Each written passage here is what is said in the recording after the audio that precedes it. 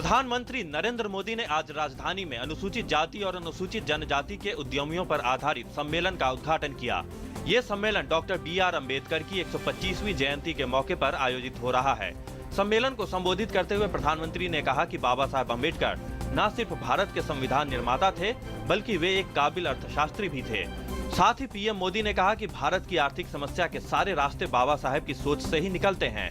प्रधानमंत्री ने दलित वर्ग के उत्कृष्ट उद्यमियों को बेहतर कामकाज के लिए सम्मानित भी किया, साथ ही एक ऐप भी लॉन्च किया। वित्त और सूचना एवं प्रसारण मंत्री अरुण जेटली ने प्रिंट मीडिया की 59वीं सालाना रिपोर्ट प्रेस इन इंडिया को आज नई दिल्ली में जारी किया। रिपोर्ट भारत के समाचार पत्रों के रजिस्ट्रार ने तैयार की है। इस मौके पर उन्होंने कहा कि प्रिंट मीडिया के पास इलेक्ट्रॉनिक मीडिया के प्रसार के बीच पाठकों के सामने स्पष्ट तथ्य पेश करने का अवसर मौजूद है। देश के विभिन्न प्रांतों की संस्कृति रहन सहन को जानने के उद्देश्य से छात्रों का एक दल वतन को जानो कार्यक्रम के तहत दिल्ली आया हुआ है। गृह मंत्री राजनाथ सिंह ने यूथ एक्सचेंज प्रोग्राम के तहत छात्रों को संबोधित किया। गृह मंत्री ने कश्मीरी युवकों से कहा कि कुछ लोग युवाओं को गुमराह करने की कोशिश कर सकते हैं और ऐसे लोगों से जागरूक रहने की जरूरत है। वित्त मंत्री अरुण जेटली ने आज दिल्ली में राष्ट्रीय बुनियादी ढांचा और निवेश फंड की पहली बैठक में हिस्सा लिया। बैठक के बाद उन्होंने कहा कि कई देशी और अंतर्राष्ट्रीय संस्थाओं ने इसमें भागीदार बनने को लेकर इच्छा जताई है। NIIF की मार्च में दोबारा बैठक होगी, जिसमें किए गए कार्य की समीक्षा की जाएगी। सुप्रीम कोर्ट ने केरल सरकार की आबकारी नीति पर मुहर लगाते हुए केरल के बारों में शराब बैन को जारी रखा है। केरल में केवल 5 सितारा होटलों में शराब परोसी जाएगी। 2, 3 और 4 सितारा बार वालों की याचिका को कोर्ट ने खारिज कर दिया है। दरअसल शराब परोसे जाने को लेकर केरल सरकार ने राज्य में नई नीति बनाई थी। इसके तहत सिर्फ 5 सितारा होटलों में ही शराब परोसे जाने का प्रावधान था।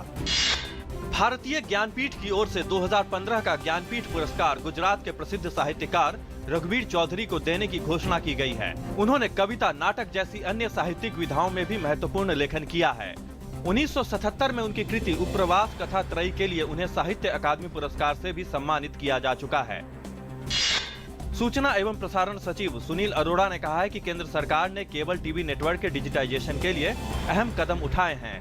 वे आज जोधपुर में मीडिया प्रमुखों को संबोधित कर रहे थे। उन्होंने बताया कि केबल टीवी नेटवर्क के डिजिटाइजेशन के तीसरे चरण का काम 31 दिसंबर तक पूरा कर लिया जाएगा। सूचना एवं प्रसारण सचिव ने कहा कि इसका मकसद उपभोक्ताओं को गुणवत्तापूर्ण प्रसारण प्रदान करना है। दिल्ली पुलिस ने ISI के लिए जासूसी करने के मामले में पंजाब से एयरफोर्स के एक पूर्व अधिकारी को गिरफ्तार किया है। इस अधिकारी का नाम रंजीत सिंह बताया जा रहा है। पुलिस के अनुसार कर्मचारी पर शक के चलते लगातार नजर रखी जा रही थी और सोमवार को उसे एयरफोर्स से बर्खास्त करने के बाद गिरफ्तार कर लिया गया है।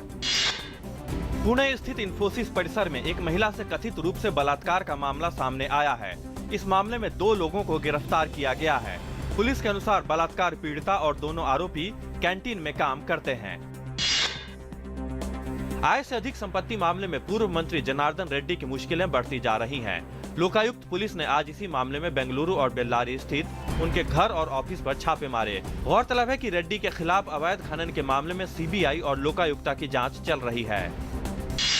तमिलनाडु के रामनाथपुरम और तूतीकोरिन जिलों में आज लगातार तीसरे दिन मूसलाधार बारिश हो रही है। मौसम विभाग ने अगले 48 घंटों में भारी बारिश होने का अनुमान व्यक्त किया है। राष्ट्रीय राजमार्ग सहित रामनाथपुरम जिले में रामेश्वरम के द्वीप के कई हिस्से जलमग्न हो गए हैं।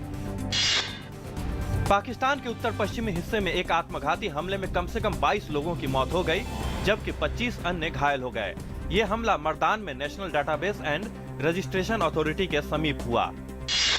बोको हराम के इस कट्टरपंथियों ने नाइजीरिया के पूर्वोत्तर में माइडुगुरी शहर में आज रॉकेट चालित ग्रेनेड फेंके और कई आत्मघाती हमले किए, जिनमें कम से कम 80 लोगों की मौत हो गई। चश्मदीदों के मुताबिक हमलों में 80 लोग मारे गए, जिनमें 30 लोगों की मौत माइडुगुरी के दक्षिण पूर्व में स्थित मडागली में दोहरे आत्मघाती बम हमले में हो गई। दक्षिण कोरिया और जापान ने युद्ध काल में यौन दासियों के रूप में इस्तेमाल की गई कोरियाई महिलाओं के मुद्दे पर आपसी सहमति बना ली है। दोनों पड़ोसी देशों के बीच विश्व युद्ध के बाद से ही कंफर्ट वीमेन मुद्दे पर विवाद रहा है। जापान ने जीवित बचे पीड़ितों को करीब 83 लाख अमेरिकी डॉलर की राशि देने की घोषणा की है। ऑस्ट्रेलिया ने मेलबर्न टेस्ट को 177 रन से अपने नाम कर 3 मैचों की टेस्ट सीरीज में 2-0 की अजेय बढ़त बना ली है और सीरीज को अपने नाम कर लिया है। आज मैच के चौथे दिन वेस्टइंडीज को जीत के लिए 460 रन की दरकार थी, लेकिन कैरिबियाई टीम अपनी दूसरी पारी में 88.2 ओवर में 282 रन पर ही ढेर हो गई। वेस्ट इंडीज की ओर से सबसे ज्यादा 68 रन जेसन होल्डर ने बनाए।